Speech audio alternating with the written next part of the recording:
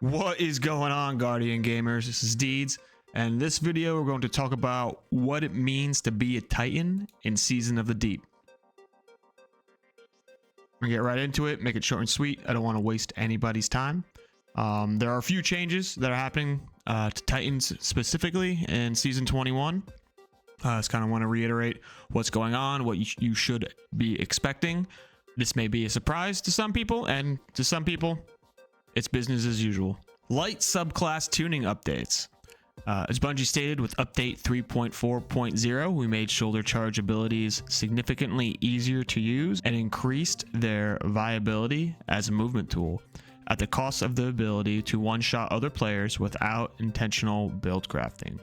As subclass 3.0 has rolled out and shoulder charge abilities no longer are locked to specific subclass diamonds, it's become clear that the extreme mobility enabled by the energy cost of shoulder charge is too high, which means the value that shoulder charge gives you is way too high, and they're saying the mobility factor is way too good, so they're looking to nerf it. This is going to be a pretty big bummer for Titans. I mean, shoulder charge it's an identity of the class. It's their mobility tool. Titans aren't necessarily supposed to be the mobile class, but they are. And then there's, putting a stop to it. While we're comfortable with players having strong movement capabilities at their disposal, these abilities should have a meaningful trade-off for their use and shouldn't be always on. To that end, we're adding a small melee energy cost to shoulder charge abilities and activation, regardless of whether a target was hit. We realize this is a big shift and don't want to punish players who use the abilities primarily for offense, so we're offsetting this change with a decrease in their base cooldown. So Seismic Strike, Shield Bash, and Hammer Strike now cost 15% melee energy on activation. Base cooldowns are now standardized at 91 seconds, previously ranged from 101 seconds to 114 seconds. And then Bungie also states, based on your strength stat, the effective cooldown on shoulder charges as a movement tool will range from around 17 seconds at 0 strength to around 7 seconds at 100 strength. So this means you have to spec into strength if you want better mobility. You use your shoulder charge, it's going to use up a small portion of your shoulder charge energy. At 0 strength stat, it's going to take 17 seconds for your shoulder charge to fully recharge. And then if you are spec'd into tier 10 strength, that's 100 strength, it's going to take about 7 seconds for your shoulder charge ability to come back. In Season 21, we're also making some adjustments to Knockout, Shield Throw, Throwing Hammer, and Sunspots. Knockout currently offers a large number of easy to activate and powerful effects, the most prominent of which is its long duration melee lunge bonus, which has proven to be extremely difficult to combat as a potential target. To bring this aspect's potency closer in line with that of its peers, we're reducing the melee lunge bonus it provides from 2 meters to 1 meter. To offset this change in PvE, we're also increasing its uncharged melee damage bonus versus PvE targets from 60% to 100%. So what this means, knockout lunge range is reduced from 6.5 meters to 5.5 meters. Uncharged melee PvE damage bonus is increased from 60% to 100%. For Shield Throw and Throwing Hammer, we're making a few improvements to their usability, primarily against fast-moving targets. Shield Throw increased base impact damage from 60 to 70, increased consistency of finding and adjusting initial trajectory toward a new target after a bounce. Throwing Hammer now adjusts its initial flight trajectory based on your aim assist target. And then Bungie states, with the launch of Witch Queen last year, we implemented a preemptive tuning change to reduce the amount of damage Sunspots dealt to players. This was a band-aid for the Lorelei Splendor nerf. They released Lorelei Splendor, the exotic helmet. It was way too hot, pun intended. So Bungie decided to nerf Sunspots in general, which affected the subclass as an entirety. Sunbreaker on Titan has been pretty lackluster. So I'm hoping that this change and a few other changes to the solar subclass for Titans does allow it to perform a little bit better. Right, then they stated Sunbreaker performance is currently trailing the rest of the Titan subclasses in Crucible, so with Season 21, we're walking that change back slightly to make Sunspots a safer haven for Sunbreakers and their allies, and better at encouraging enemies to keep their distance. So Soul Invictus, it's increasing its damage dealt by sunspots to enemy players per tick up to 22, previously 17. So this should definitely help out some solar subclasses. I'm a huge fan of the Ashen Wake. I can see this helping that build out directly. So if anyone else is a fan of Ashen Wake, this is a big change.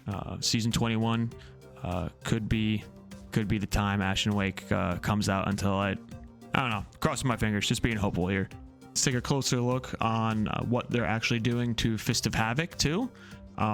Not just the subclass changes and the mechanical changes, but also the changes to the super. They're changing the light attack cost, reducing the cost from 8% to 6%. This should be better when you're using your light attack. It's going to use up less super energy. Heavy attack cost reduction as well, from 18% to 12%.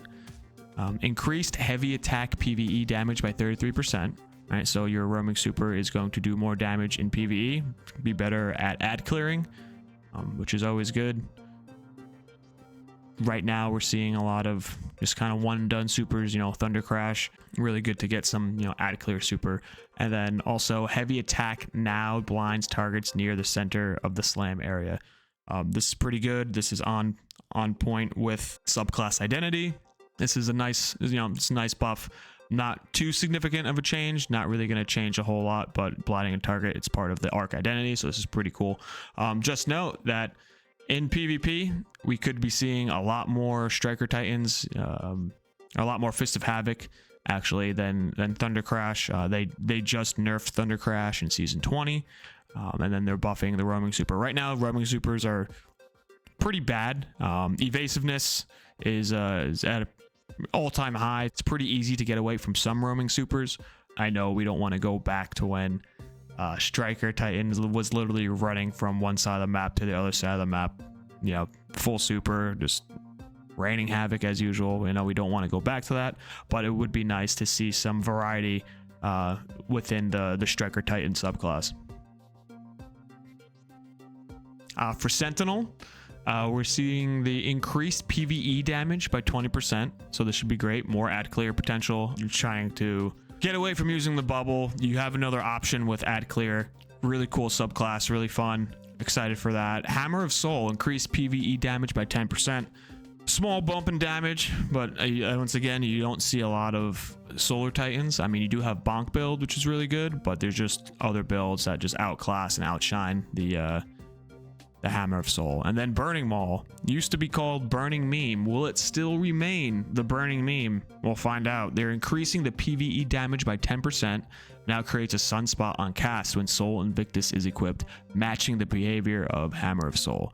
So if you didn't notice, if you were using Burning Maul, you pop your super, you don't get that instant sunspot. It reduces the effect that your super energy is diminished. So it's going to last longer while you're standing in a sunspot. This happens with Hammer of Soul. When you instantly pop your super, you get a sunspot at your feet. This is actually pretty good if you're in a jam, you're in a pickle in PvP, and you're starting to get surrounded. You can pop your super for some quick damage, right? It'll get some scorch stacks on your enemy, and then once you use your light or your heavy attack, you're going to be getting those kills much more quickly. And now the heavy attack, Cyclone attack now applies Scorch over time, which it previously didn't. It just did a little bit of damage on hit. It didn't do too much damage, hence the name Burning Meme. Might see some more Burning Mauls. We'll see. We'll have to see about that. But if you're a fan of Burning Maul, if you're a fan of Sunbreaker, Season 21 could be it. As for changes in the light subclass, lastly, they are buffing the quantity of fragments that you can hold with the Bastion aspect and the Juggernaut aspect. So right now for Sentinel, Bastion only allows you to equip one fragment. They're adding a second fragment to that. So now when you use Bastion, you can equip 2 fragments from that aspect. And then also with Juggernaut, you can only use 1 fragment, and they're bumping that up to 2. So now you have Juggernaut and you can equip 2 fragments, no longer 1, which is really good, really great. They needed it. They definitely needed that. There are a lot of fragments that are very good. There are a lot of fragments that are good that you're kind of being pigeonholed into only picking 3. This is kind of lackluster considering that Some stasis builds allow you to use 5 fragments. Most of the light subclasses allow you to use 4. Your subclasses were, I would say, at a pretty significant disadvantage, only using 3. Now you get another fragment slot, which is great. More build variety, which we all love. A in my book. Let's check out some changes to the darkness subclasses. Specifically, Stasis Titan. They are buffing Glacial Quake. While Glacial Quake's heavy slam is in a solid place with strong damage output, the light attack doesn't offer enough of reward to feel worthwhile in its current state. To address this, we're increasing the light attack's damage against all target types and increasing its speed by 10%.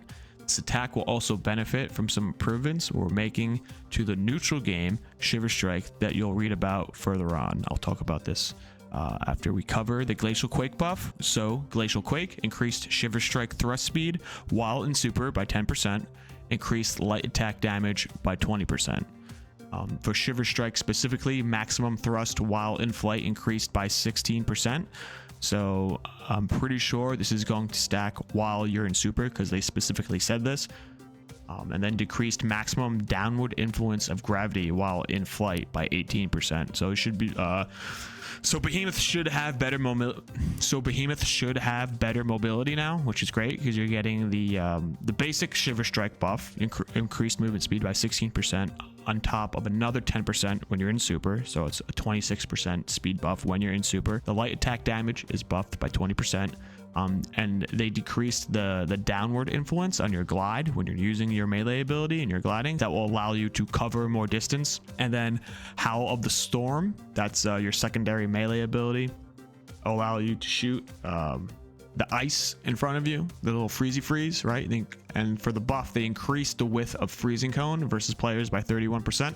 So it looks like they're kind of bringing back a lot of those stasis nerfs that they did when stasis shipped way too hot. They nerfed it, they cut it, they killed it, and they're trying to bring it back. Personally, I love stasis, and we know that stasis is going to be one of the subclasses that will be used quite a lot in Season of the Deep.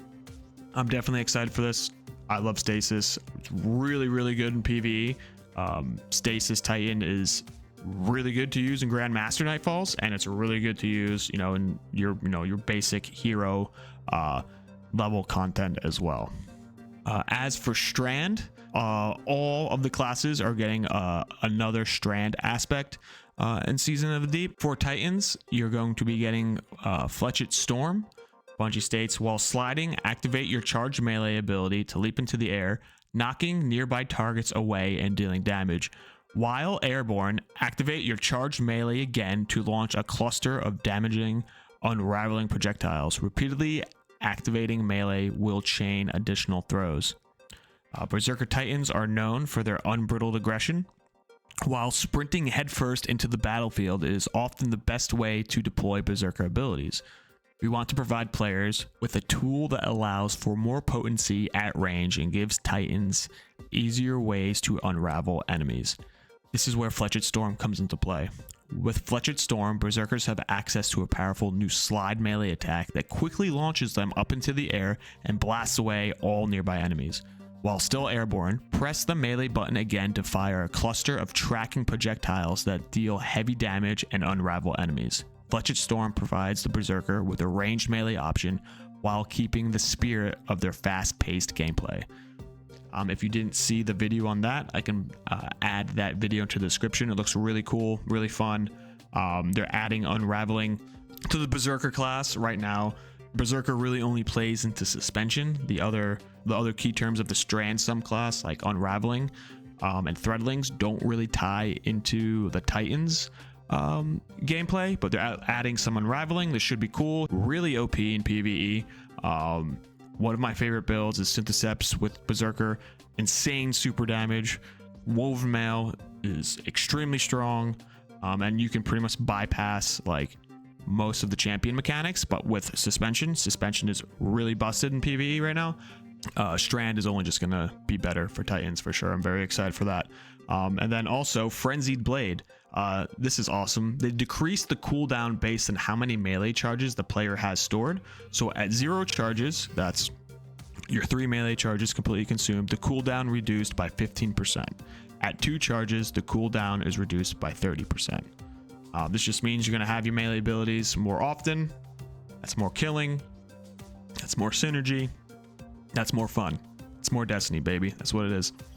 Before we get into some of the exotic changes for the Titans, I just want to go over a few things.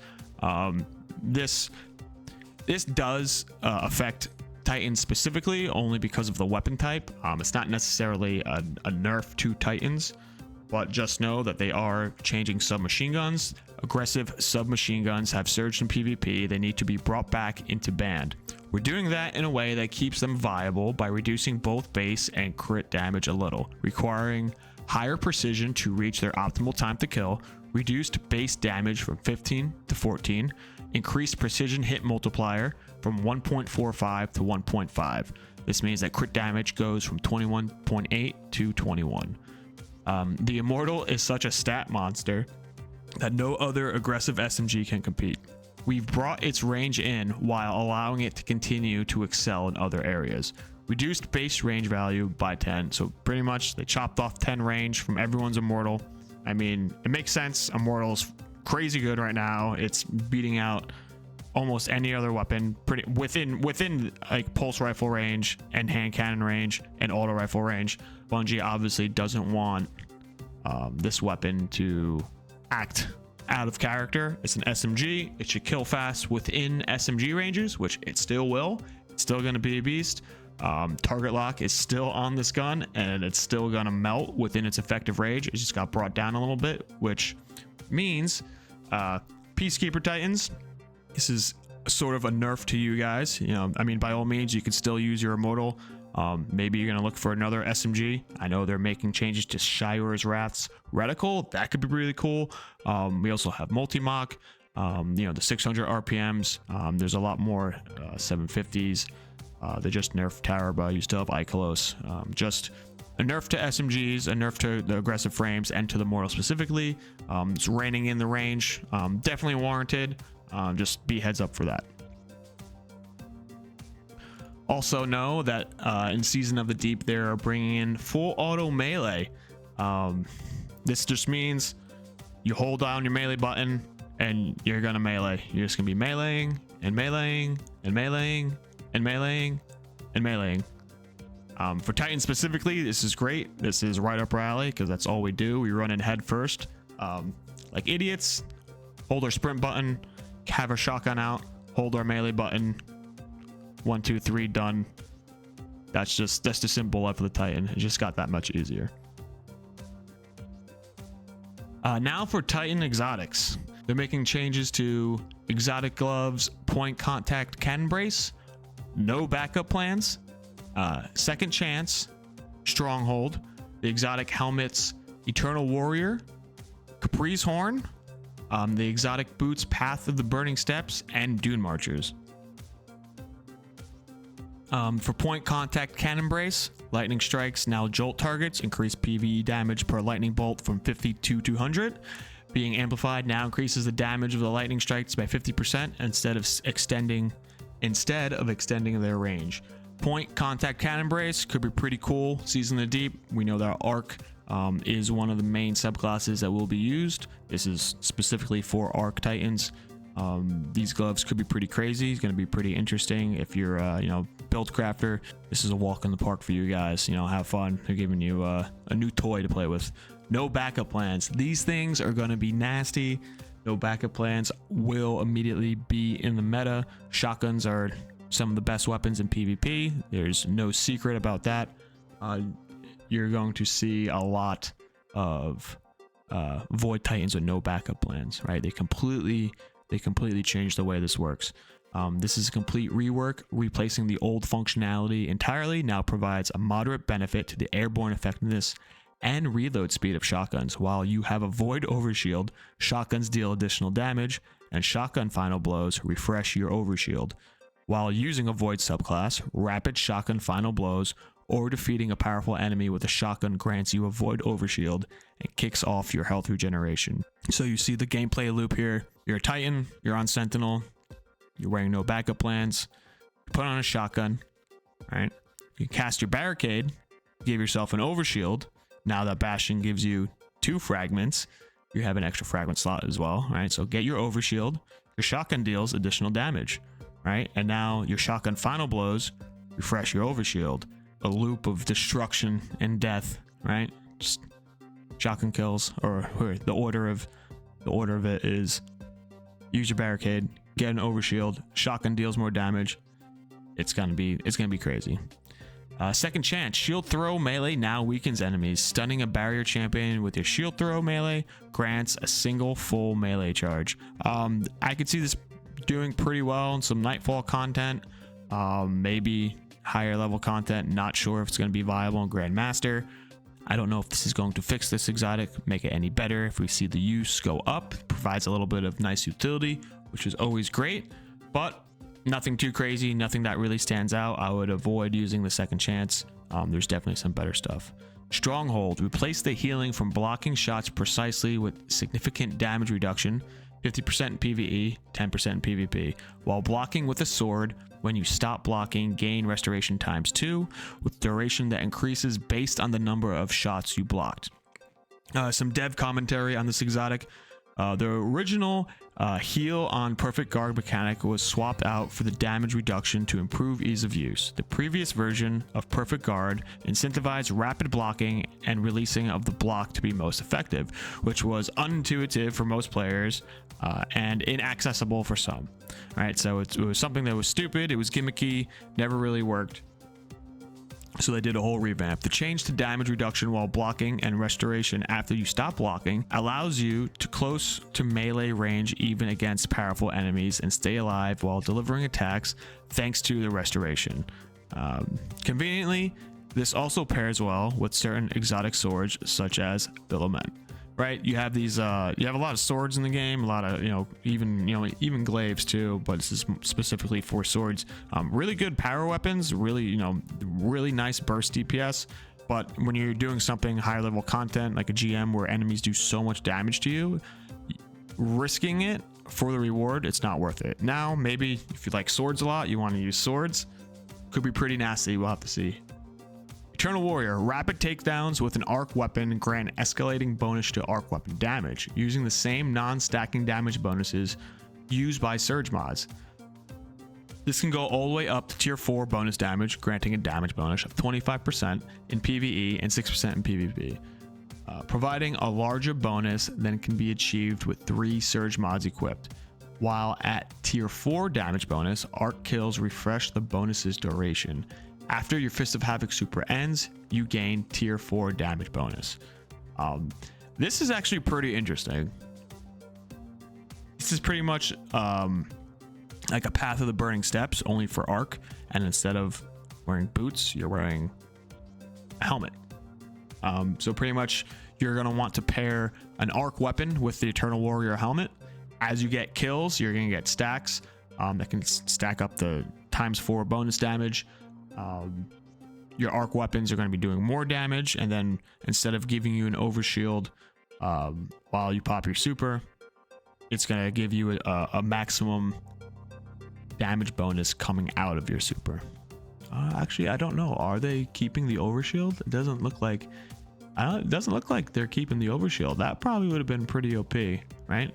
All this plus an overshield when you pop your super, and then a damage bonus coming out of super.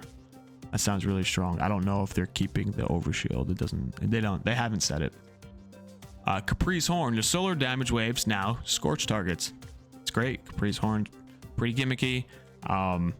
Look like a beetle, which is pretty cool. If you're a fan of Capri's Horn, you just got a buff. Solar subclasses are getting a buff. Scorches are getting a buff. Could be pretty cool. Season of the Deep. Path of the Burning Steps. I'm pretty sure they're just changing this to how they're changing the Eternal Warrior with the tier 4 damage, with the 4 tiers of damage bonus stacks. Okay, so change to use the non-stacking weapon damage bonus used by Surge mods. This can go all the way up to tier 4 damage bonus, granting a damage bonus of 25% in PvE and 6% in PvP, providing a larger bonus than can be achieved with 3 Surge mods equipped. While at the tier 4 bonus, solar kills refresh the bonus's duration, becoming encased immediately grants you tier 4 bonus damage. All right, so you get frozen. You know this plays against stasis as well, and it's going to give you a bonus. Like it's going to give you the max damage bonus while if you get frozen. And lastly, Dune Marchers. Reduce the range of the chain damage from 20 meters to 12 meters, and PvP damage from 85 to 50. I have a little dev commentary on here. The range on the damage chain made it very easy to get killed by this exotic without ever seeing the person killing you in PvP. So reduce that range and tune down the damage. This is fine. Mostly just use this for the mobility. The extra damage is a bonus. It's like a little, cherry on top, a little icing on the cake. I get it. Getting some pretty cheesy, chain kills. I mean, this stuff, it would chain through walls and just be buggy. I mean, the mobility and the slide speed is great enough. That's why we use it. That's why we Titans use this, to be fast. So damage is getting nerfed. Range is getting a little bit nerfed. Not too big. I mean, it's nothing to fret over. Dune Marchers are still going to be S tier, regardless of this. Just the movement alone makes it S tier. All right, and I think that wraps it up for what to expect as a Titan in Season of the Deep. Thank you for stopping by. I really appreciate your time. Thank you for listening. If you made it all the way to the end, thank you very much. If you made it this far and you haven't subbed, make sure you sub. Make sure you hit that like button. Make sure you're sharing with all your buddies. Season of the Deep, it's here. It's upon us. I hope you all have fun. I hope you all have a lot of fun in Season of the Deep. I'm very excited. Once again, thanks for stopping by. Take it easy.